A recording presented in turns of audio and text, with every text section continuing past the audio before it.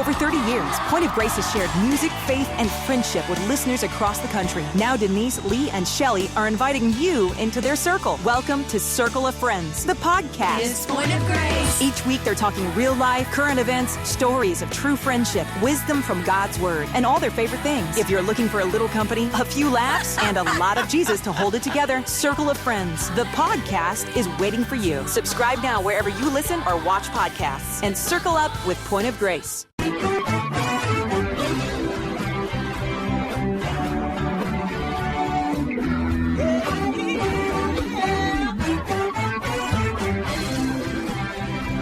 Well, hi everyone, and welcome to Alzheimer Speaks Radio. I'm your host, Lori La Bey, and I'm so excited that you're joining us today. We are going to have a fascinating conversation as usual as we learn from people all around the world at all ages and stages of life. Stay tuned as we shift our dementia care from crisis to comfort. Here we go. What you think about, you will bring about dementia change. We will. Well, hi, everyone, and welcome to Alzheimer Speaks. Today, we're going to be talking with Echo Bodine, and we're starting a little series called Echo's Insights. She was recently diagnosed with dementia, and she's just going to share her journey with us, and I think it's going to be really helpful for everyone. So let me introduce you to Echo. Well, Echo, I'm so excited to have you on the show and start talking about Echo's Insights. You know, everyone is curious about what are the symptoms and when do you go try to get diagnosed and how are people going to react and how are you going to react? So I thought we'd start this show just focusing on those three things. But first, I want to ask you if you don't mind introducing yourself to our audience. Who is Echo Bodine? Echo Bodine is a psychic, an author, a teacher, a human being, let's see what else, grandmother. I have a teaching center in Minnesota, and I teach classes on intuition, on psychic development, on Jesus, all the things I'm most interested in. And I have written 12 books. I've got another one coming out this summer. And that's who I am. That's what I do. I'm 77 years old right now. I'm turning 78 this year. And what I can say about that particular thing, the age thing, is that for probably the last 3 or 2 years, it seemed like when I became 75, everything just seemed to get weird in my life. And I was forgetting the strangest things that I had never forgotten before. And I mean, you know, Laura, I was used to walking in a room and not knowing why I was in that room. Honest to God, honey, I would write on a notepad, I'm going into the kitchen now, and I'm going to get a glass of water. Okay, so I'd take the Post-it note with me, go in the kitchen. And honey, I'd still stand there and think, okay, why did I come in here? Oh, and then I'd remember the Post-it note. Water. Oh, okay. And then I'd get water. Okay. So I was used to that. But it was all the other things that were getting foggy and fuzzy. And honey, I'd get in the car to go someplace I'd go maybe every day. I couldn't remember how to go there. I wasn't even sure if it was still there. That kind of thing started happening. And people would come up to me and, hi, Echo. And I'd think, dang, they look familiar. Oh, God, what's that? And so 2 years ago was when I got an assistant who really started helping me. She would go with me places and she would whisper in my ear what their name was. It's like, God, I wonder if this is ever going to get any better. And honey, I don't think I ever went to a doctor specifically about my memory. It was usually if I went to the doctor for something else, and then I would casually say, my memory's got really weird. And everybody said, well, you are 75. It's like, yeah. So that's normal? Yes, everybody has this when they reach your age. Oh, okay. Is there anything I can do? Well, you can get some ginkgo. Yeah, I've tried that. Well, it's about all we can suggest. Okay. So, honey, it wasn't until I was having so many migraines a week, like 2 or 3.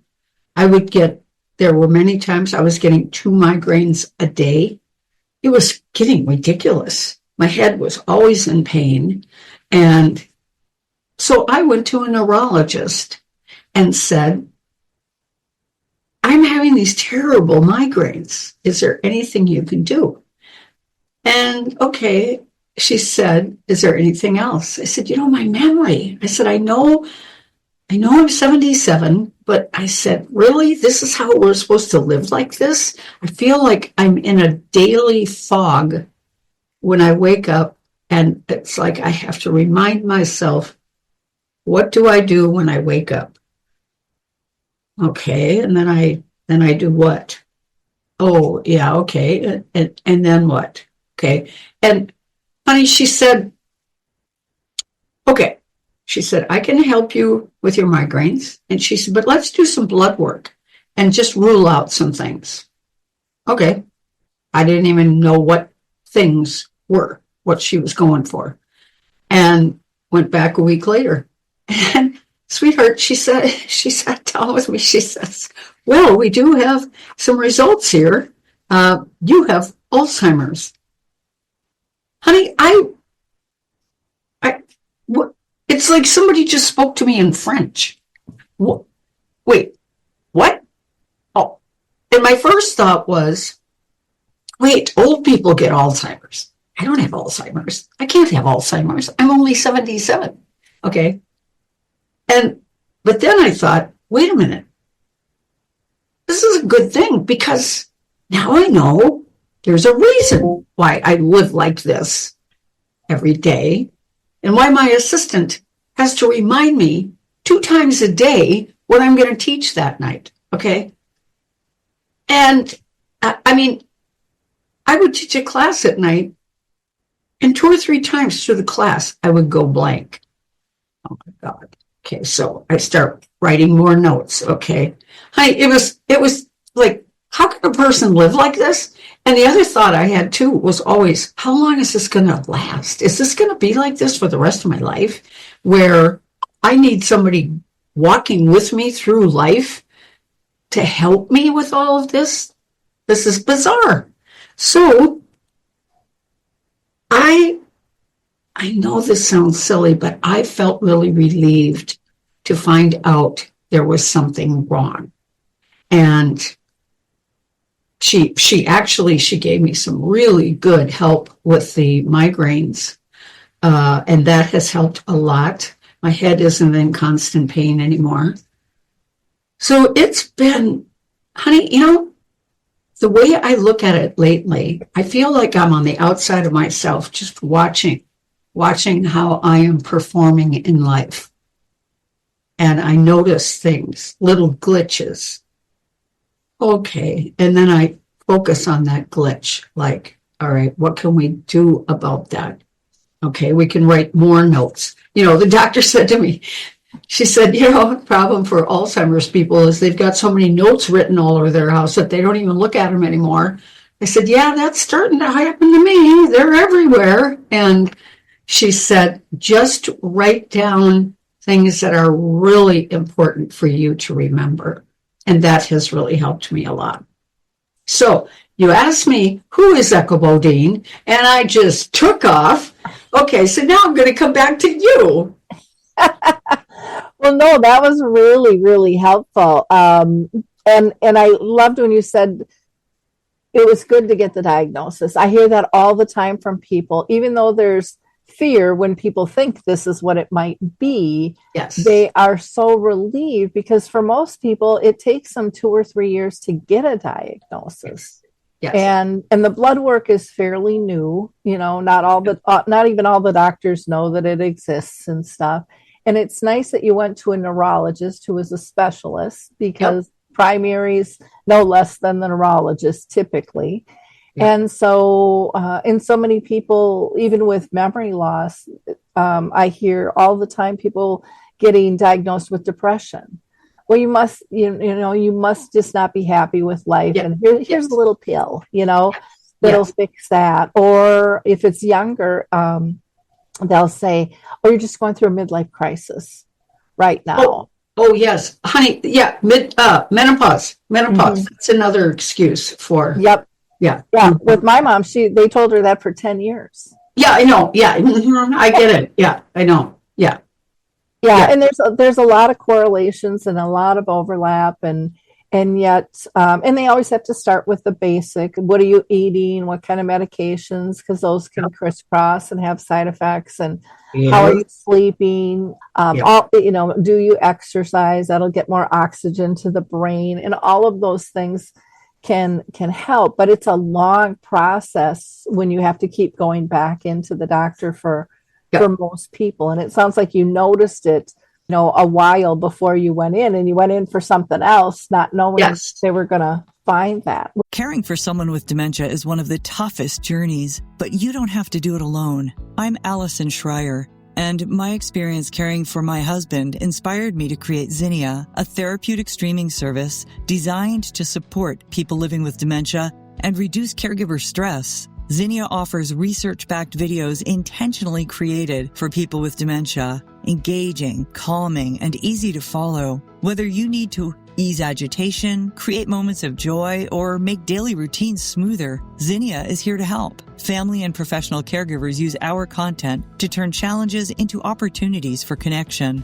Accessible by subscription on mobile devices and connected TVs, Zinnia is simple to use whenever you need it. Because when caregiving feels easier, life feels better.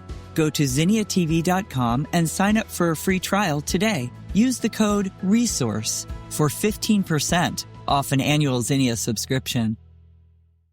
Which is common too. Honey, nobody in my family. Of course, my parents, on my mom's side, my grandma was adopted. On my dad's side, he was adopted. We don't really have a family tree of what did everybody have back then. So it never occurred to me, because my parents didn't have Alzheimer's, at least we don't know that they did. They seemed fine, but it never, ever occurred to me. I mean, you always kid around like, oh, geez, I must have dementia because I can't remember anything.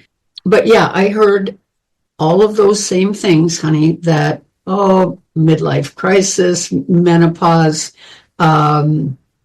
it's just part of your age. That's the one I heard all the time. Oh, and the other thing too, honey, the doctor said, according to it was confirmed by the blood. They said there's 4 different kinds of Alzheimer's, and she said, I have APO44, she said, which is the worst of the 4. And it's like, okay, how do you, the first time when I went and she told me all this, we had an hour conversation. I left. I did not remember one thing she said. It's like, okay, I got home. I went back a week later and said, okay, what did you say to me last week? Because it was too much information coming at me. And my brain was trying to absorb it all, but it just wasn't. It was just like ping. It would just ping off my brain and go someplace. And she said, Echo, I think you've had it for at least 2 years because of the way the tests are. And that would explain, honey, because really at 75, that's when everything got goofy. And then I got used to the goofy, but I almost want to send a thank you card to my migraines, because that's what finally got me moving on everything. Did she say anything about it being genetic? She did ask me. It's APO44. She did ask me if there was anything in the family, and I told her what I just told you. My grandma was adopted, my dad was adopted, so we don't really know if it was genetic, honey. Well, and even if you looked back at the history of your folks, even if they weren't adopted, you still would know, because they called it senility. They called it hardening of the arteries, Yes. all of those things. But I would check back and just clarify with her, is this genetic? Because then other family members might want to know that. Good point, honey. If it's genetic, because of that code that you were saying sounds like it might be. Okay. And so, and just because you have the gene, just to clarify for people, doesn't mean you're going to get it either. It's kind of like we all have cancer genes in our body, but it doesn't mean it's going to mutate. Okay. But the chances can be higher. And some families, when that occurs, they want to go in for genetic testing. If they do that, you want to make sure that they have counseling. Okay. Because people can get real depressed thinking, oh my gosh, I have this gene, it's going to be inevitable. Yeah. And that's not necessarily the case. Other people will say, I don't want to know. Like, I've talked to a ton of doctors. Yes. And I asked them, would you take the test to know if you have the gene? I have not had one doctor since I've been doing this in 2009 say yes. They're like, when the symptoms come, I'll get tested and I'll deal with it, but I don't want that in the back of my brain gnawing at me. Yep, I get it, honey. With that. And and even though they know the statistics, the psyche does what the psyche does. Yep. And it can take some tips and turns. So, but just for yourself, that might be something that you would want to know. It's very interesting. A lot of doctors will ask, do you have a family history? And a lot of people in my support groups will go, well, yeah, they're saying it's not genetic. They don't have a gene, but they're like, okay, 11 kids and 7 have had this disease. Oh, okay. And so, there's so little that they know. We've made some strides, but there's still so little that we know about this disease. Okay. And I think they have to do more tracking in terms of not just the genetics, but in terms of actual family history of what's going on. The other thing that happens on diagnosis, and I don't know if this happened with you, but most people are given, a prescription, they're given another appointment for follow-up, and then they're told to get their affairs in order. And I've had people call and say, we went out to the parking lot, we cried for 2 hours before we could drive because they were so devastated. Yes. How did it hit you? Because I know a lot of people will say they're relieved, but that might not come immediately all the time for everyone. Honey, okay, so my first reaction was relief. Wow, I have an understanding now of why I'm like this. Okay. But then I had a day where I woke up and the brain fog was so bad. And I just sat in a chair and thought, wait a minute, is this what this is going to be like? And I got very depressed. And I just, I pray a lot about just about everything. And I talk to my intuition all the time. And so I just said, I need help here, guys. I need help. I'm not done. Yes, I'll get all of my affairs in order. I will, I promise. But I don't want to go through life if this is what it's going to be like, trying to just make my way through a maze every day. And honestly, honey, it really helped to talk about it out loud. And I've gone back to my doctor a lot, I just sit and talk to her, and she's encouraging. The occupational therapist that I saw said, if you wake up and you're having a bad day, don't freak out and think, oh my God, I'm getting worse. He said, everybody these days are having a hard time remembering things. Everybody. He said, I forget things. And he said, so just, okay, I'm having a hard day today. But he said that a lot of how this goes has to do with our mental attitude about it. And so that's what I've been working on, is not giving in to, oh my God, I'm getting old. I'm going to forget everything. I remember my family. I'll have to live in some home, someplace. I won't remember what I did for a living. It's like, oh my God, I can't go there. I can't go there. I can't. So I get up and I just ask God, I ask the universe, okay, help me get through this day with clarity.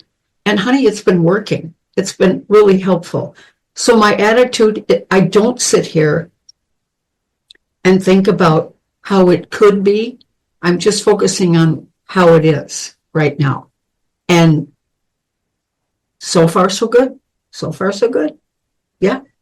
Well, that's a great attitude. And I do think that that whole mental health position is so important, and not giving up on yourself and becoming the disease. Yes. But it's been marketed so strong that this is so negative, and you don't have much time, and it's going to move fast. And I mean, my mom lived 30 years with this disease, and until the last 3 years, she lived a pretty good life. The last 3 years, then she was more bedridden, wheelchair bound, and couldn't communicate through talk as much.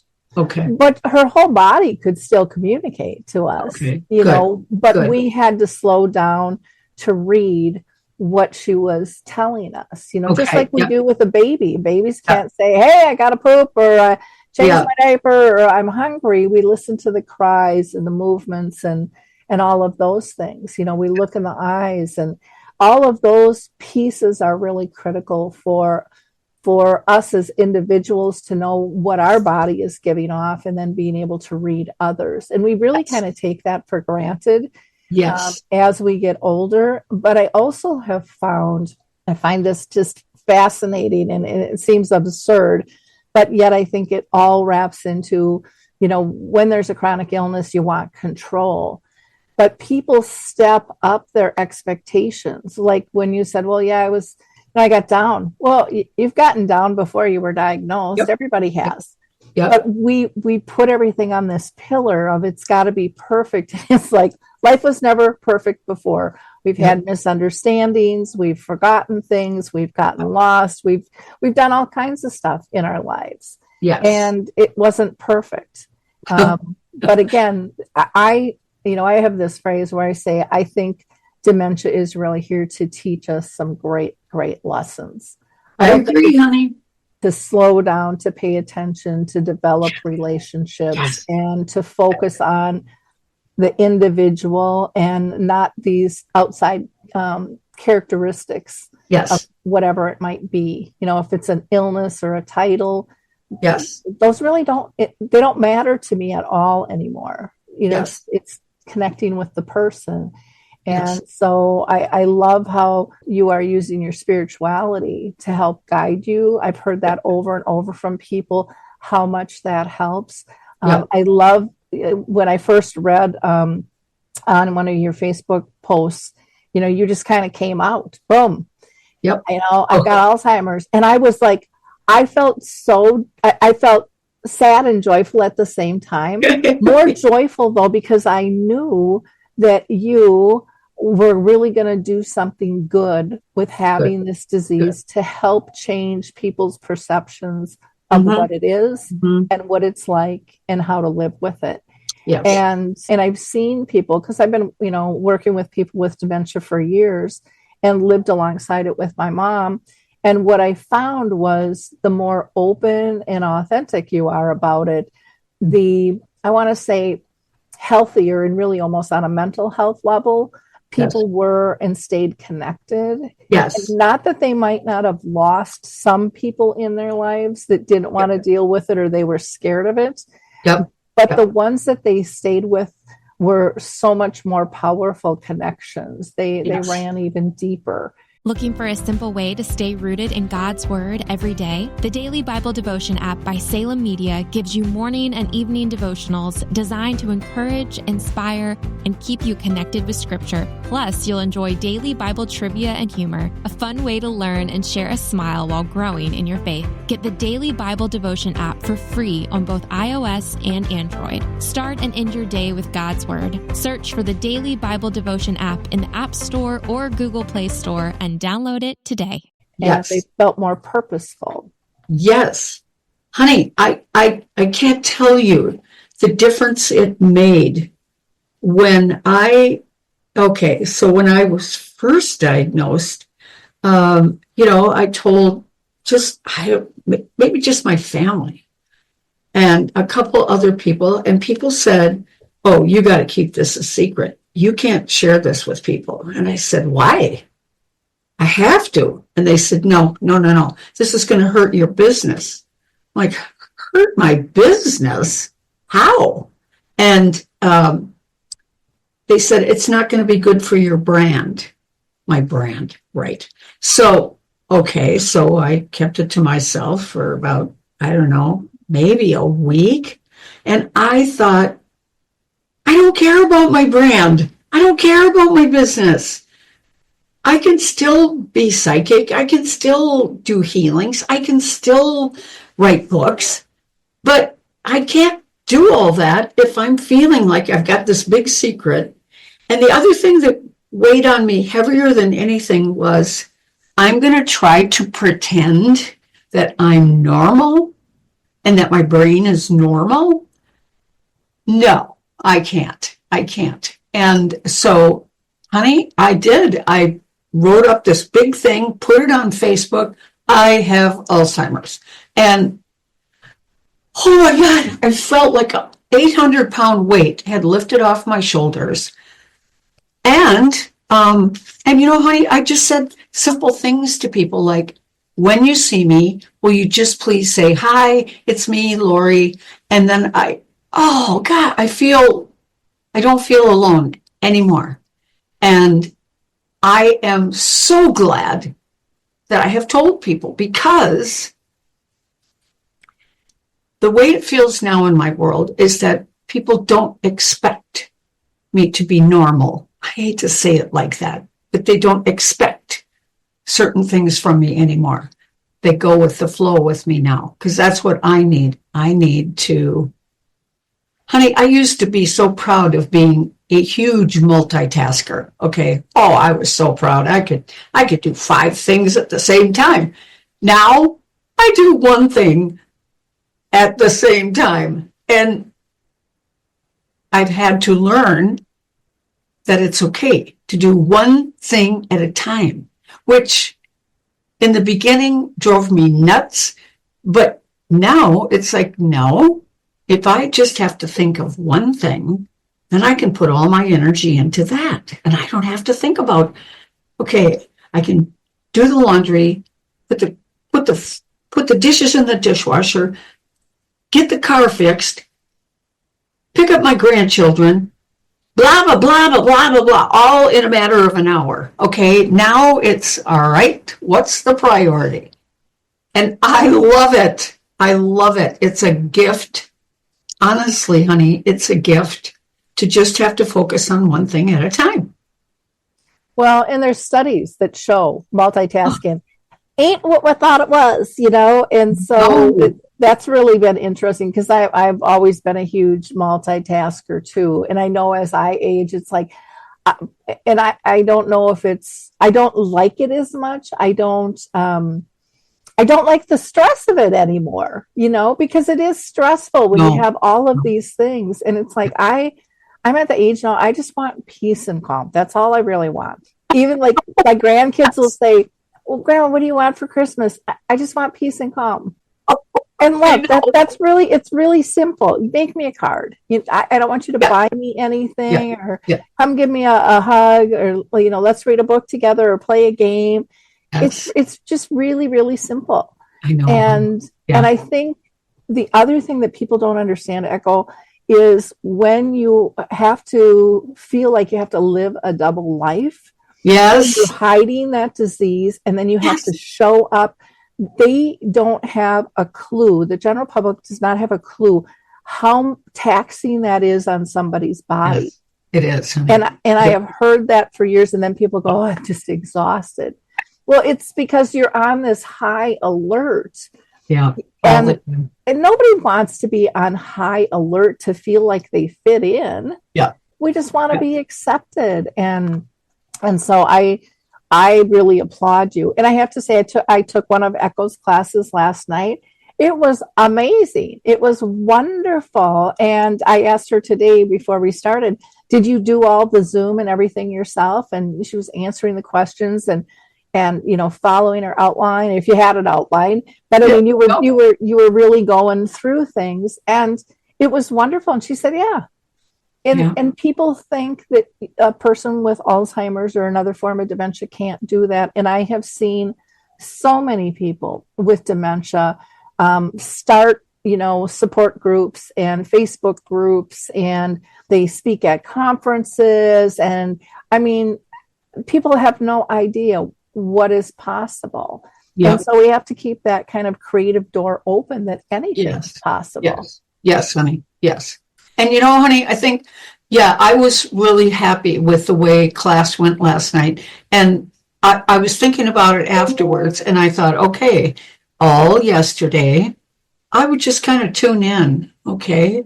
Just help me remember points that I want to make tonight, and help me with this, And I got all the help I needed in the class, and it flowed really well. And really, honey, as you saw, the only times when their microphone would go off and they would be talking, whoa, my head just went, what just happened?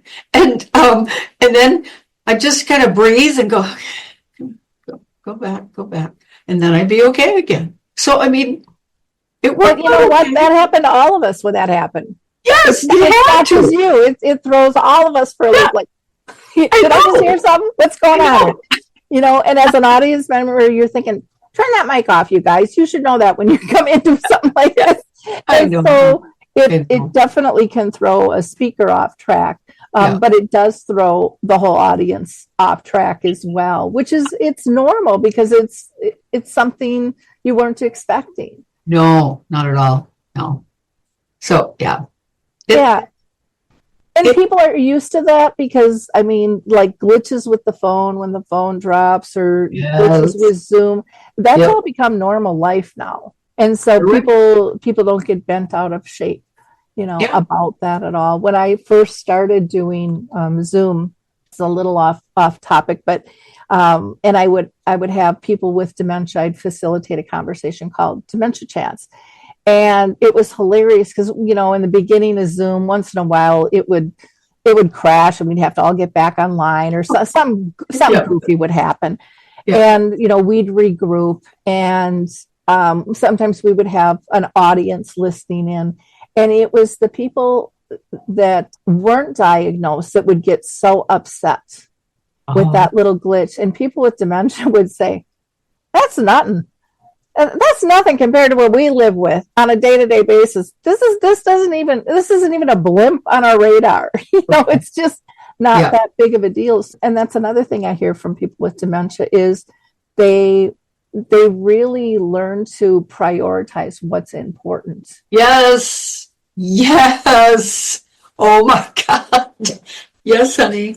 Yes. That's all I can say. Yeah, we can do that different, or, we'll just start over or whatever it might be, but it's not life threatening. It's just a little inconvenience. Right. And, and the other thing I hear them say is that along with that is they've learned to adapt and just kind of, like you said earlier, go with the flow. Yes. And they're always looking at new ways to do what they used to do if the way they used to do it isn't working anymore That's for right, honey. them. I And so know. they come up with really creative ways Yes. to, Yes. to still be part. You got to be flexible. If somebody tells you you've got Alzheimer's or dementia, you've got to be flexible because everything is going to change, but it doesn't have to be a bad change. Yeah. It doesn't have to. But we But don't you think that's a good lesson for all of life? Yes. Be Yes. flexible. Yes. Because I look at our world today and we're so black and white. It's right or wrong. And it's like, no, there's this whole middle ground where creativity and betterment can come from if we just dip our toe in the pond. Yes. And then reach out to somebody. And I've always been one where I love to learn from other people. And I don't care who they are, what their situation is. I just think there's something that I can learn.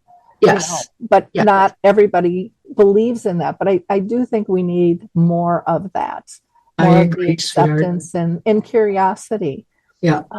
Because I've just been fascinated in working with so many people closely living with dementia, how brilliantly they've adjusted and how they've attacked needs that they've seen to help other people, through the process. Yep.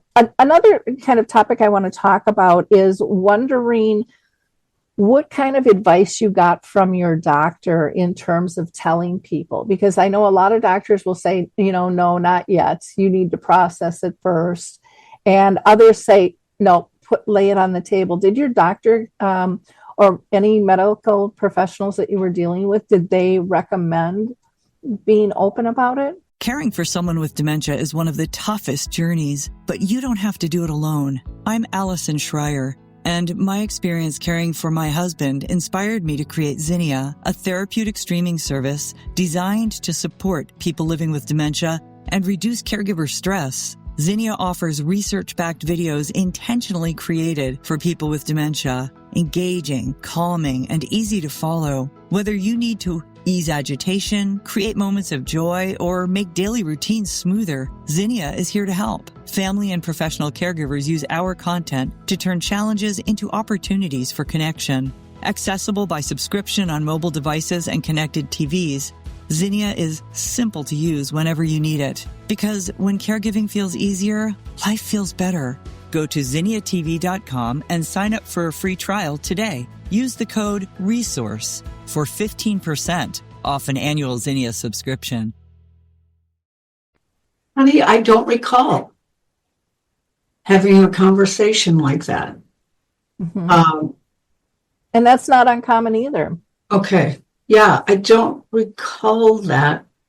But I do know when I went back after the diagnosis, I told her that I had written it. I had told people on Facebook that this is what's going on. And I told her how wonderful I felt after telling people, so I didn't feel so alone anymore.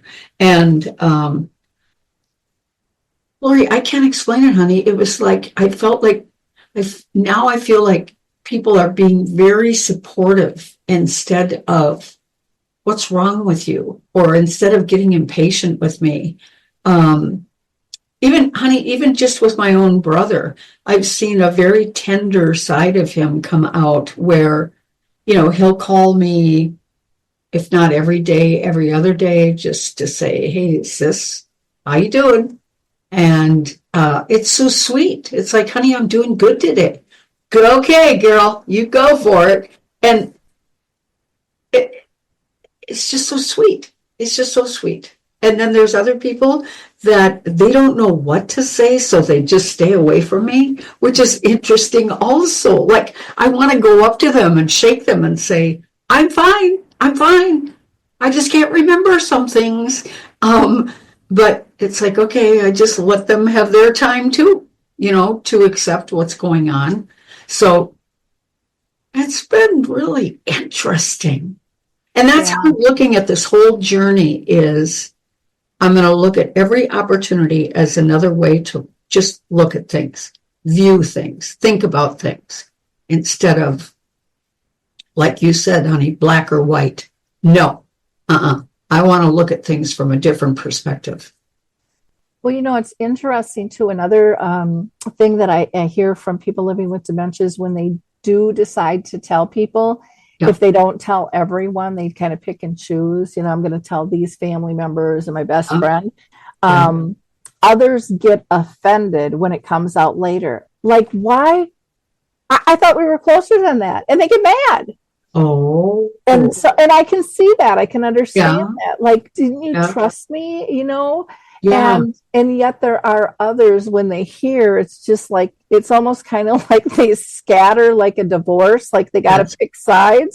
Yes. And I remember with my folks in particular, we didn't tell their friends. And they had some friends, oh my God, probably all of their lives, some of these people were. Okay. And I was helping my folks with my mom and dementia, and then my dad had brain cancer and stuff. And he did really well. He was just a little slower physically, but mind-wise, he was fine. Okay. And I'll never forget getting so mad at their friends one time because they went out to eat.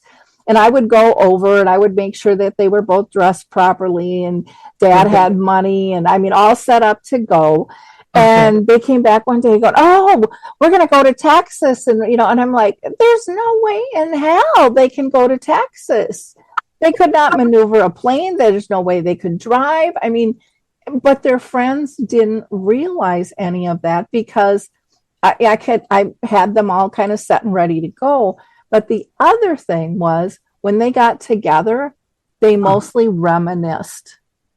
Okay. And they remembered all those good old times. Yes. And my dad was always good with the jokes and the whole 9 yards. And so they did not understand. And of course, my folks thought, well, sure, we can go. And I'm like, I'm sorry. It's not. But it was really scary for me. And I was really, really mad. And then I'm like, I got to be mad at myself because I was part of that decision not to tell them. Okay. And then they were surprised. And there were a couple of people that really pulled back. And one of them actually said to me, is it contagious? Oh, So there's that fear. And then others I have found are nervous about being around it because they're seeing it in themselves or a spouse. Oh. Yeah. And so that was scary for them. Yeah. So there's all these different things that can be happening in people's minds, but we'll never get to the bottom of it if we don't talk about it. I know. I agree, honey. I agree. It's really been helpful to just say, I have Alzheimer's and I'm fine, but I do get forgetful. And, or if you try, oh gosh, honey, my assistant died in November. And so I and this friend of mine, attorney friend, who was also a friend of hers, we've been kind of in charge of taking care of her estate. Her mom lives out in Pennsylvania. And so the first time that we went to her apartment and we met with the landlady, she started talking to me about all these laws and rules around the apartment building. Honey, I went blank. I just kept shaking my head, yes, smiling. And finally I said to her, excuse me, I just have to say to you, I have Alzheimer's and I can take in a lot of information, but there's a certain point where my brain says, stop. And I said, so I might not be absorbing everything that you're trying to tell me today. And I said, so here, why don't you talk to Brian about all of that? He was in the other room and he came in and then she explained it to him. And honey, you know what? I didn't remember one thing that lady said, but it was because it was all just coming at me. And I'm okay. This law says that. This law says this. Minnesota says this. Okay. Yeah. Okay. I couldn't.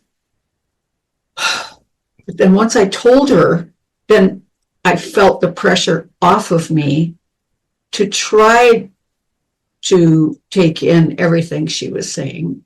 And for Brian, this lovely young man of 57 years old, sharp as a tack, he absorbed it all. So it was fine. It turned out fine. And since then, the landlady has continued to speak to him. Once in a while, she'll tell me something.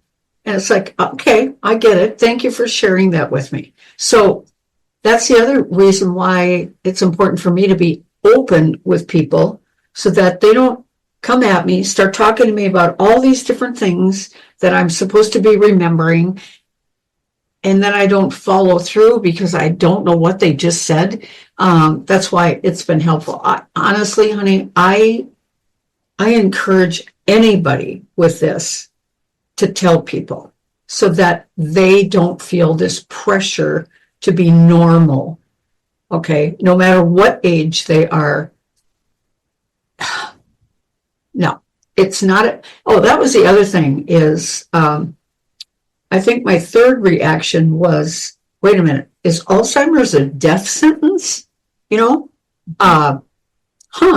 I went online, and almost the first thing I saw was Alzheimer's is not a death sentence. And then it said that the majority of Alzheimer's people who have died from pneumonia, not Alzheimer's. So, of course, now every day I take like 10,000 supplements, so I will not get pneumonia. But that was important to learn too, honey, that, okay, that wasn't a death sentence. That was just my brain is going through some changes here. But that's how it's been perceived, and even the doctors for many, many years. And a lot of them out there still are telling people like it is a death certificate, or a death certificate, a death sentence. And it's, like I said, my mom lived 30 years with it. And I think she lived that long because she felt purposeful and connected. Good. It was different.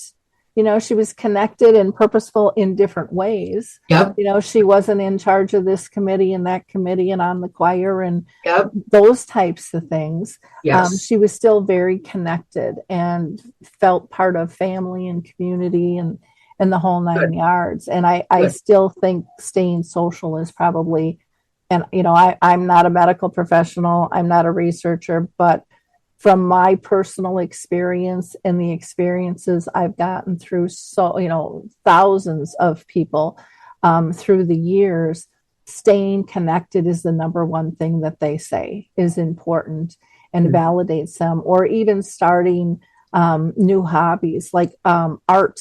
People will say when they do art, they get in the zone and their symptoms kind of melt away. They don't even think about it. And if they have a partner or a spouse, they have to like yank them away to eat. Need a daily spark of hope and direction? Let the Daily Bible app from Salem Media be that spark. This free Android app delivers an uplifting verse each morning, plus reading plans, devotions, and trusted podcasts from leaders like Joyce Meyer and Rick Warren. Prefer to listen instead? The Daily Bible app reads verses, reading plans, and chapters aloud, handy for the headphones moment of your day. Choose from versions like ESV, NIV, KJV, and more, and bookmark favorites to revisit later. Share inspiring messages with loved ones right from the app. Feel God's presence in every notification. Search for Daily Bible app on Google Play and begin your day with hope, purpose, and peace.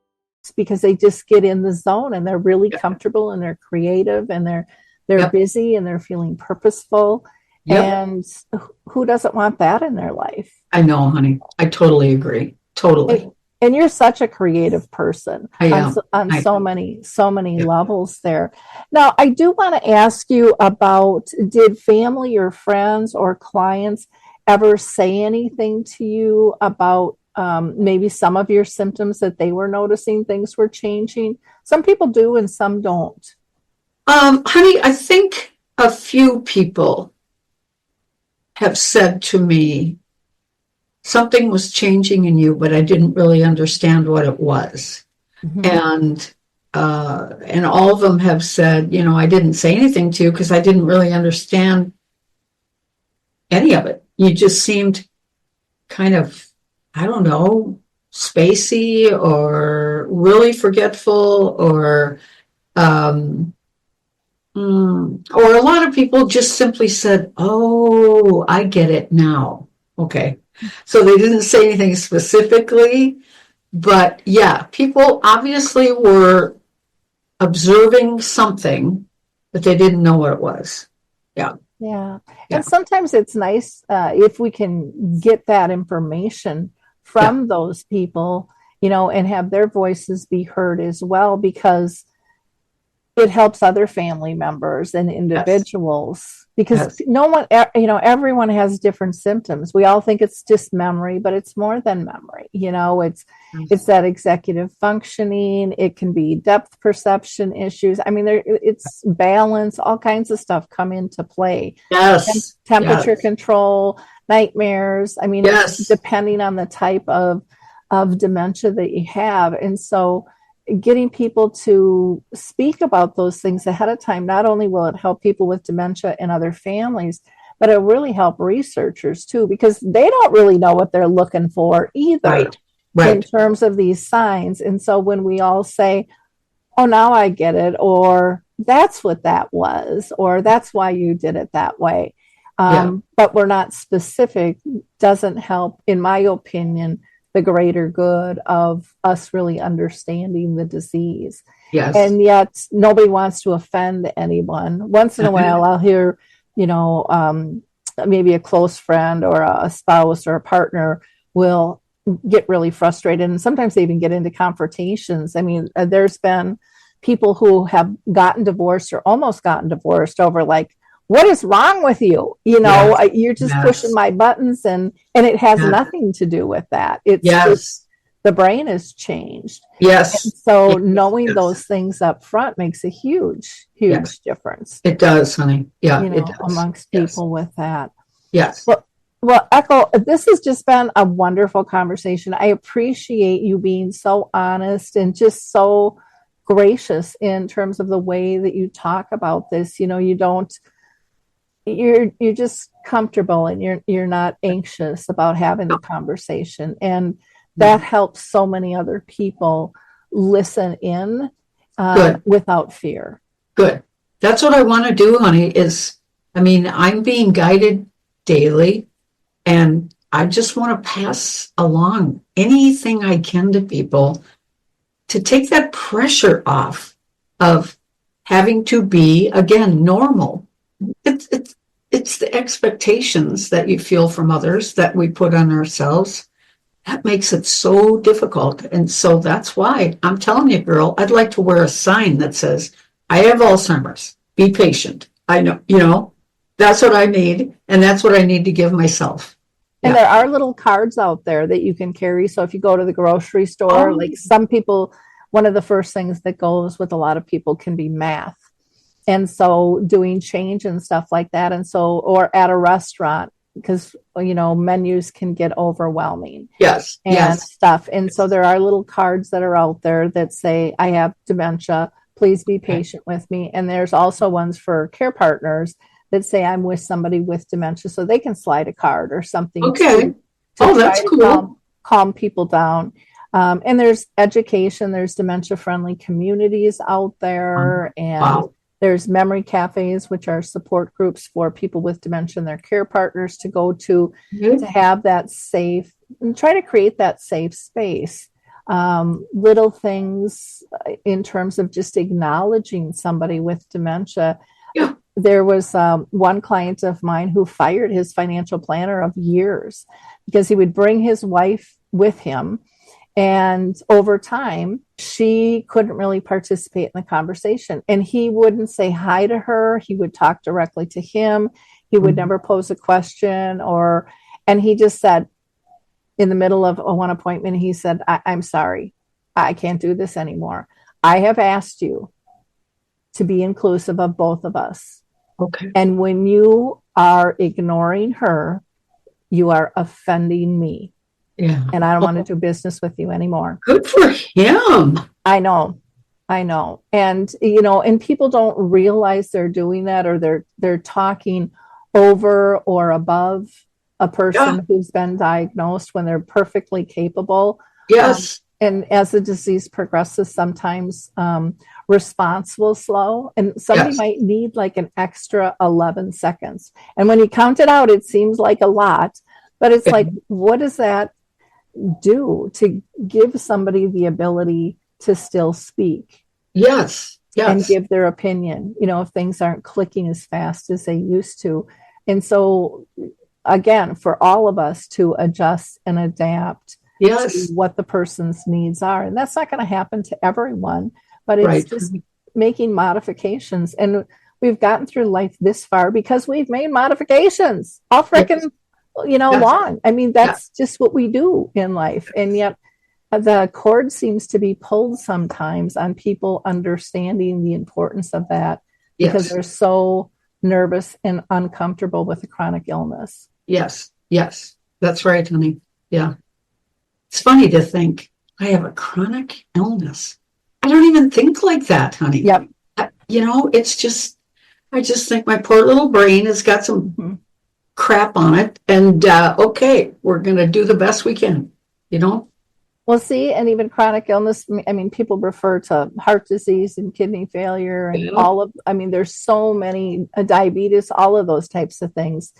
And yet it's all really in what is your perception and how are you going to live? And you seem very strongly like you're not going to live to be Alzheimer's. You're just going to live alongside it. And it happens to have rented some space in your head.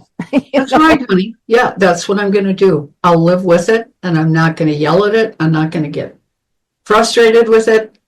This is what we have, and we're going to get through this, and we're going to keep writing books. I'll see how that goes. But keep teaching classes, writing books, doing what I do. Yeah. Well, and it's interesting because as the disease can progress, and it progresses different in everyone, a lot of people are tapping into AI. And so they'll talk their book, and they'll have AI structure their book and do all of those things. And even with their artwork, I have one woman, Truthful Loving Kindness, and she just amazes me.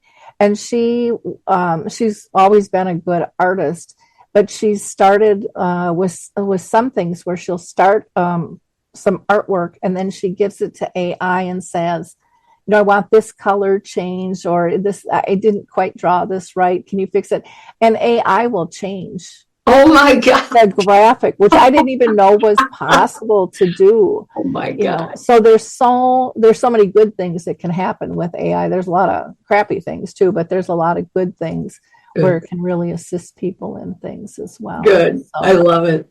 Again, thank you so much for your time, and I look forward to doing this again with you. Yes, let's do it again. Just get the word out. People don't have to feel like, oh my God, I've been given a death sentence.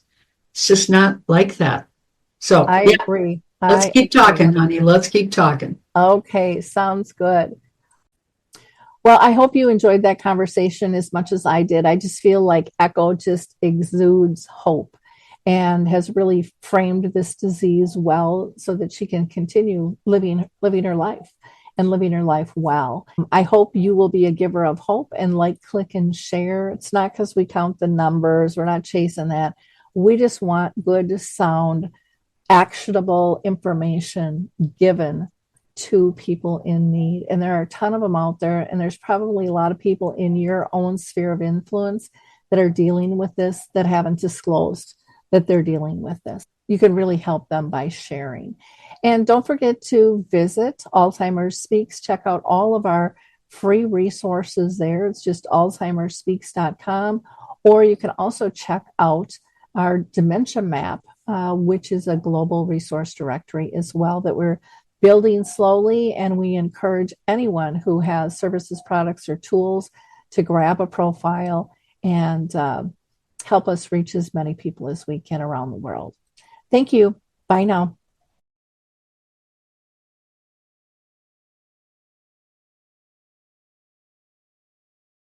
Attention seniors. Are you looking for a community that offers incredible benefits and stands up for your values? Look no further than AMAC. With an AMAC membership, you'll enjoy exclusive discounts on insurance, travel, dining, and shopping. Stay informed with 6 issues a year of our award-winning AMAC magazine, delivering trusted news and valuable insights. But that's not all. AMAC is committed to defending America's future by directly bringing the voices of our more than 2 million members to our elected officials. Join a community that cares about your needs and your values. For a limited time, we're offering a 1-year membership for only $1. Yes, just $1 for a year of incredible benefits and advocacy. Don't wait. Take advantage of this special offer and join AMAC today. Visit amac.us/join now. That's amac.us/join now.